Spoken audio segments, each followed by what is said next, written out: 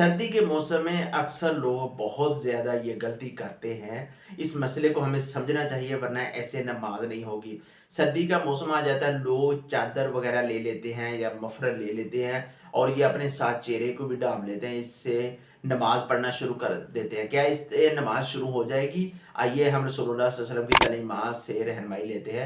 नबी मुकर्रम सल्लल्लाहु अलैहि वसल्लम ने फरमाया, जब आप इस सर्दी के मौसम में चादर वगैरह लेनी हो, मफलर लेना हो, तो हमारा ये चेहरा सारे का सारा नंगा होना चाहिए। इसको चेहरे को ढाँपना नहीं है क्योंकि अल्लाह के साथ मुलाकात करनी है, तो अल्लाह के साथ मुलाकात करने के लिए चेहरा तो हमें वाज़ेह होना चाहिए ना। तो हमारे नबी सल्लल्लाहु अलैहि वसल्लम ने मना किया है कि जब नमाज़ पढ़ें तो चेहरे को ढाँपना नहीं है। जहाँ पर हमारे नबी मना कर दें, वहाँ पर रुक जाना चाहिए। आगे फलाँ-फलाँ तो मैं ये वो ऐसी बातें नहीं करनी चाहिए। जहाँ पे नबी सल्लल्लाहु अलैहि वसल्लम की तालीमात है वहाँ पर रुक जाना चाहिए।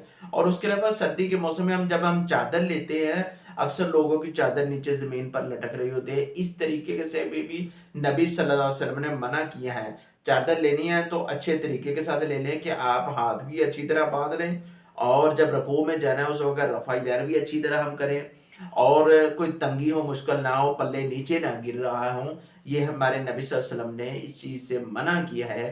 चेहरे को नहीं ढाँपना, चादर नीचे ना लटक रही हो, इस तरीके के साथ ये हमें अमल करने चाहिए। अल्लाह से दुआ है अल्लाह रब्बुल इज़्ज़त हमें सही मानों में दीन-ए-इस्लाम को समझने और उस पर अमल करने की तौफ़ीक अता फ़रमाए। अस्सलामु अलैकुम।